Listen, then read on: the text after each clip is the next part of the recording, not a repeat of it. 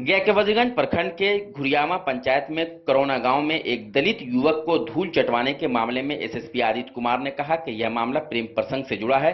दरअसल युवक अपने समाज के एक लड़की को कुछ दिन पहले भगाकर ले गया था, जिसके बाद लड़की के परिजनों के द्वारा लड़के को पकड़कर पंचायत के गांव के घर में ले जाया गया। एसएसपी आदित्य कुमार ने बताया कि एक अमानवीय व्यवहार के मामले में 6 लोगों की गिरफ्तारी हुई है, जिसमें लड़की के पिता, भाई, 2 ग्रामीण सहित 6 लोग शामिल हैं।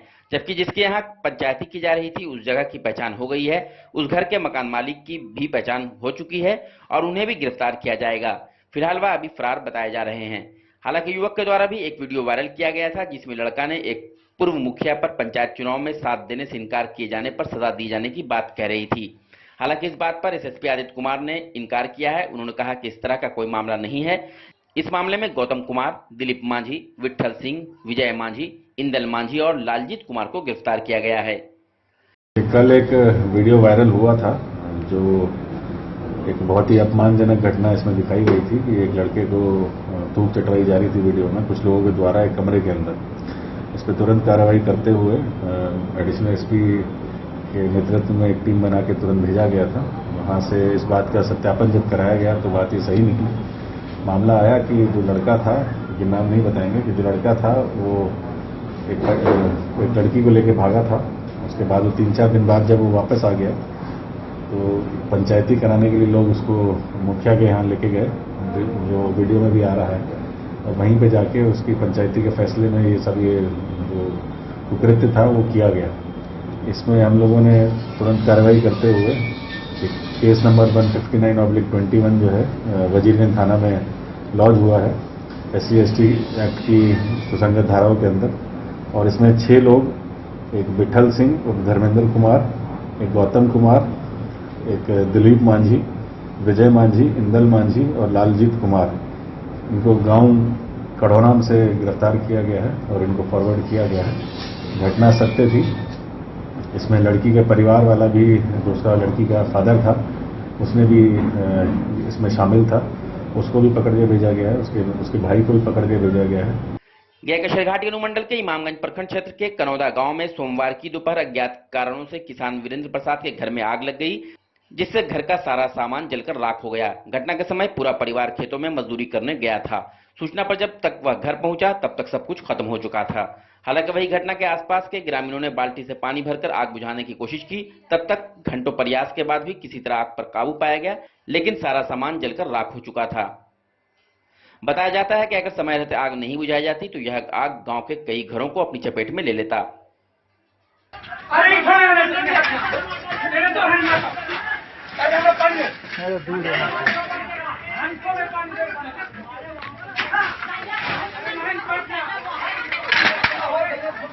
गया के चुनौती थाना क्षेत्र के वैद्य प्रदीप नारायण नगर में बीती रात चोरों की फौज ने एक साथ कई घरों को निशाना बनाया।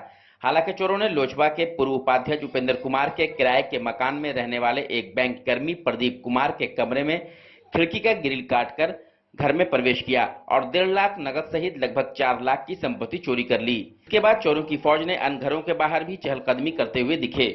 चहलकदमी की पूरी वारदात एक आर्मी के घर में लगे सीसीटीवी में कैद हो गई। लोगों का कहना है कि यहां पर पेट्रोलिंग नहीं होती है। हालांकि पुलिस चोरों की सूचना पर घटनास्थल पर पहुंची और सीसीटीवी के आधार पर लोगों की पहचान में जुट गई है। गौरतलब हो कि 1 महीने पूर्व भी चुनौती थाना क्षेत्र में चुनौती मोड़ के पास एक साथ 20 से 22 चोरों के द्वारा 2 आभूषण दुकान सहित 4 दुकानों को निशाना बनाया गया था।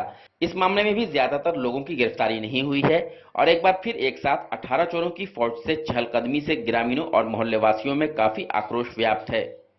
हमने कैमरा, मेरे घर में कैमरा लगा हुआ, उस कैमरा के आधार पर हमने गिनती किया तो उसमें पता लगा कि देखे कि उसमें 18 लोग हैं। सब बड़े मतलब हट्टे कोटे पूरे औजार के साथ में, पूरा सामान के साथ में अपना सब आते हैं और यहाँ पे अंजाम देते हैं। पेट्रोलिंग कभी होती नहीं होगी? नहीं, इधर सर पेट्रोलिंग नहीं होती है। इधर मतलब कि अगर आते, इधर कभी होती ही नहीं है। अगर पेट्रोलिंग रात में एक बार भी अगर ऐसा होता न तो ऐसा घटना नहीं होता। इधर हाँ, सब लोग सीसीटीवी कैमरे से लगाए हैं, जिनको सक्षम है वही लगाए हैं, सबके सक्षम के बाद नहीं। लेकिन इधर थोड़ा रिक्वेस्ट है कि आगे इधर प्रशासन ध्यान दे। रात में कम से कम एकाध बार 1-2 बजे के बीच में अगर पेट्रोलिंग देती है तो हम लोग सुरक्षित महसूस करेंगे। तो देखने में क्या लगता है? इस एरिया में अभी के डेट में, आज कल के डेट में 4 घर में डकैतियां हो चुकी है, लेकिन मैं कोई भी जबरदस्त एक्शन नहीं देख रहा हूं। मैं प्रशासन से मांग करता हूं कि आम जनता को सुरक्षा दे, उनके घर की तरफ जो है पेट्रोलिंग करवावें। हो सकता है आज डकैती हुआ है, इससे ही बड़ा कल घटना कोई घट जाए। परिवारजन रहते हैं, बाल बच्चे रहते हैं, उनकी सुरक्षा दिया जाए। घर में तीसरी बार डकैती है। 2 बार मोटरसाइकिल की डकैती हुई, जो एक मोटरसाइकिल आज तक नहीं मिला है। एक मोटरसाइकिल को, नया ही मोटरसाइकिल था, उसको बगल गया के कोतवाली थाना क्षेत्र के जीबी रोड स्थित निजी क्लिनिक में एक नवजात बच्चे की मौत के बाद परिजनों ने जमकर हंगामा किया। हॉस्पिटल के कर्मियों की आक्रोशित लोगों ने जमकर पिटाई भी की। दरअसल 11 अप्रैल रविवार को एक गर्भवती महिला को उसके परिजनों ने डिलीवरी के लिए भर्ती कराया था। सुबह में डिलीवरी के दौरान नवजात बच्चे की मौत हो गई और प्रसूता की हालत गंभीर बताई जा रही है। ऐसी स्थिति में जब परिजनों ने डॉक्टर और कर्मचारियों से इसकी शिकायत की तो निजी क्लिनिक संचालक पीड़ित परिजनों पर बरस पड़े। इस घटना के बाद आक्रोशित पीड़ित परिजनों ने जमकर हॉस्पिटल कर्मचारियों की पिटाई कर दी। घटना के बाद हॉस्पिटल के सभी स्टाफ और डॉक्टर फरार हो गए। घटना की जानकारी मिलते ही कोतवाली थाना पुलिस मौके पर पहुंची और मामले को संज्ञान में लेते हुए कार्रवाई शुरू कर दी है। 11 तारीख को भर्ती किया हम लोग को बोला गया कि 3 दिन तक पेन हो रहा था, फिर भी पेन किलर दे करके पेन को दबा दिया गया। उसके बाद बोला कि ऑपरेशन करके बच्चा को निकालेंगे, बच्चा ठीक रहेगा। तो कहाँ मेरा बच्चा ठीक है, बच्चा एक्सपायर कर गया। डॉक्टर कहाँ भी है? डॉक्टर का हम लोग को कुछ पता नहीं है। जब ऑपरेशन के बाद तक हम लोग देखे, उसके बाद उनका कोई पता नहीं। पेशेंट की क्या स्थिति है? पेशेंट का भी हालत उतना भी ठीक नहीं है सर। नर्सिंग होम के लापरवाही से जान गया है बच्चा का। दीपिका सिंह। हाँ, यहाँ पे डिलीवरी के लिए हम लोग आए थे और 3 दिन तक वो हम लोग को फंसा के रखा। पेन उठता था, पेन डाउन करने के लिए दवा दे देता था, बोला ब्लड चढ़ाओ, ये चढ़ाओ। 100 तरह के जांच करवाया और आज सुबह में ऑपरेशन किया। ऑपरेशन के दौरान बच्चा एक्सपायर कर गया और डॉक्टर कंपाउंडर सारे लोग भाग गए और मेरा पेशेंट का भी हालत ठीक नहीं है। नहीं, बच्चा होने के बाद बच्चा होते समय डिलीवरी होते समय एक्सपायर। तिब्बत में चीन के द्वारा तिब्बती में रहने वाले लोगों को चीन अपने अधीन करने का प्रयास करता रहा है। अब के चीन द्वारा तिब्बती धर्म खत्म करने का प्रयास किया जा रहा है। तिब्बत में रहने वाले लोग बौद्ध धर्म के अनुयायी हैं और चीन के द्वारा तिब्बत में बौद्ध मठों को तोड़ा जा रहा है। इस अत्याचार और तिब्बती बौद्ध मठों और संस्कृति पर बढ़ रहे खतरे को देखते हुए 2 दोस्त हिमाचल से बाइक के द्वारा भारत भ्रमण पर निकले हैं, जो पूरे भारत में बाइक से घूमकर तिब्बती मठों और भारतवासियों को चीन की इस करतूत के बारे में बताते हैं। दोनों मंगलवार को बोधगया के तिब्बती मंदिर पहुंचे। ज्ञात हो के दोनों तिब्बती दोस्त 21 मार्च को हिमाचल के धर्मशाला से बाइक के द्वारा भारत भ्रमण पर निकले थे। वाराणसी, सारनाथ सहित कई जगहों पर चीन के करतूत को बताते हुए वह बोधगया पहुंचे। तिब्बत मंदिर में पहुंचे, जहां दोनों दोस्त भारत के कन्याकुमारी तक बाइक से भ्रमण करने की बात कही और चीन के द्वारा हो रहे अत्याचार का प्रचार करने की भी बात कही। वहीं बाइक से भारत भ्रमण पर निकले छरेन ऋषि ने बताया कि चाइना के खिलाफ ज्यादा से ज्यादा प्रचार करना है, क्योंकि चाइना अपना जितना नीति को फैलाने में सक्रिय है, उसके हिसाब से हम काफी पीछे हैं और उसके हिसाब के अनुसार हमें भी ज्यादा प्रचार करना है, जिसके खिलाफ इन्हीं सब बातों को लेकर वह जागरूकता अभियान पर निकले हैं और पूरे भारत में जितने भी तिब्बती सेटलमेंट होंगे उनसे मुलाकात करेंगे और सभी से यही गुजारिश करेंगे जितना ज्यादा से ज्यादा हो सके चाइना के खिलाफ अभियान चलाएं और भारत में जितने भी देशवासी हैं उनसे भी यह निवेदन कर रहे हैं कि चाइना के खिलाफ जितना हो सके अभियान चलाएं। चाइना के खिलाफ हमें ज़्यादा से ज़्यादा हमें कैंपेन चलाना है, चाहे वो बॉयकॉट चाइना गुड्स हो या मेक इन इंडिया हो या कुछ भी किसी प्रकार का भी हो, लेकिन ज़्यादा से ज़्यादा चलाना है, क्योंकि जिस तरह से चाइना अपने प्रोपेगेंडा को फैलाने में जितना सक्रिय है उसके हिसाब से हम काफ़ी पीछे हैं। तो हमें उनके हिसाब से हमें भी और ज़्यादा कैंपेन चलाना है। तो इसी जागरूकता को जागरूक करने के लिए हमने यह अभियान शुरू किया है। तो हम पूरे भारत में जितने भी तिब्बती सेटलमेंट्स होंगे सब विजिट करेंगे, उन सबसे यही दरख्वास्त करेंगे कि जितना भी हो सके, जितना ज़्यादा हो सके हम अभियान चलाएं। और इसके साथ साथ न केवल तिब्बती बल्कि भारत के जितने भी देशवासी हैं उनसे भी यही निवेदन करके जा रहे हैं कि हमें भी चाइना के खिलाफ जितना भी हो सके अभियान कराना है। और उसके अभियान चलाते समय हम ना कि हम इंडिविजुअल लेवल पे ही चलाएं, बस उनको एक अपने जो लोकल सांसद है उनके थ्रू भी हम चाइना के खिलाफ जितना हो सके हम अभियान चलाएं। बीते दिनों बिहार बोर्ड के द्वारा आयोजित मैट्रिक की परीक्षा में बिहार में 6ठा रैंक और गया में 2रा स्थान प्राप्त करने वाली सम्मी राज और गया में 3रा स्थान प्राप्त करने वाले सिंधु कुमारी को बांके-बाजार प्रखंड अंतर्गत बिहरगाई पंचायत के भावी मुखिया उम्मीदवार श्याम किशोर ने सफलता हासिल कर जिले का नाम रोशन करने वाले दोनों ही छात्रों को सम्मानित किया है। इस मौके पर उन्होंने कहा कि बांके-बाजार प्रखंड के बिहरगाई पंचायत अंतर्गत जमुआरा कला गांव की रहने वाली ये दोनों छात्रा हैं। सफलता हासिल कर इन्होंने अपने परिवार और पंचायत का नाम रोशन किया है।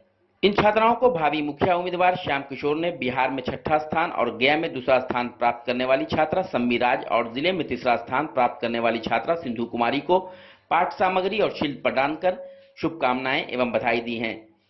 मौके पर श्याम किशोर ने कहा कि यह दोनों छात्राएं अपने परिवार ही नहीं बल्कि पूरे पंचायत को लेकर जिले का नाम रोशन करने का काम किया है, जो हम लोगों के लिए गर्व की बात है। उन्होंने यह भी कहा कि उनके आगे की पढ़ाई के लिए वह हर संभव मदद करने के लिए प्रयासरत रहेंगे। मौके पर उनके परिजन भी उपस्थित थे। कुछ दिन पहले बिहार बोर्ड का मैट्रिक का परीक्षा का रिजल्ट आया था, जिसमें हमारे बिहरगाई पंचायत के छात्रा जो बिहार में 6ठा स्थान और गया जिले में 2रे स्थान प्राप्त कर हमारे पंचायत नहीं बल्कि पूरे प्रखंड सहित जिले का नाम रोशन किया है। और एक दूसरी छात्रा जो है गया जिले में सिद्धू कुमारी जो 3रा स्थान प्राप्त कर हमारे पूरे पंचायत के लोगों को गौरवान्वित करने का काम किया है। और इसी कड़ी में आज हम जो सफलता हासिल की है सम्मी राज जो बिहार में 6ठा रैंक और जिले में 2रा स्थान प्राप्त की है और जिले में 3रा स्थान प्राप्त करने वाली छात्रा सिद्धू कुमारी जो है, आज हम उनके घर पहुंचे और हम अपनी ओर से उनको सम्मानित करने का काम किया है।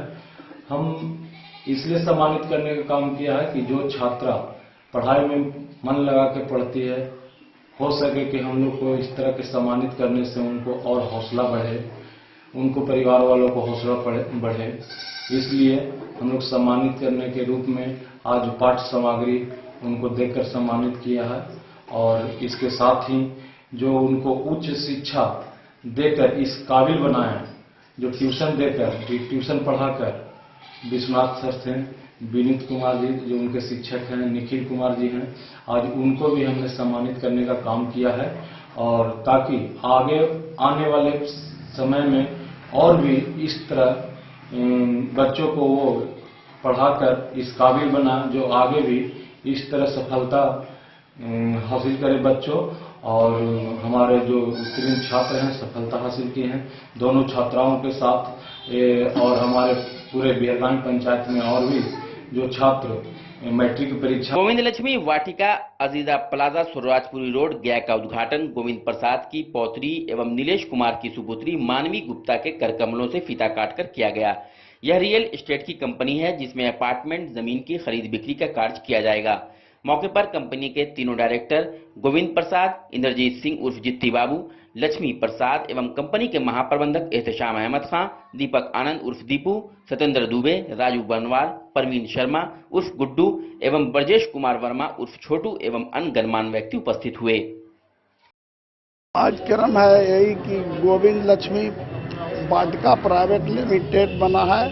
हम लोग बंगला बनाएंगे, फ्लैट बनाएंगे, जमीन खरीद बिक्री करेंगे और अच्छा लोग बेचते हैं उससे अच्छा बना के बेचेंगे और सस्ता भी बेचेंगे।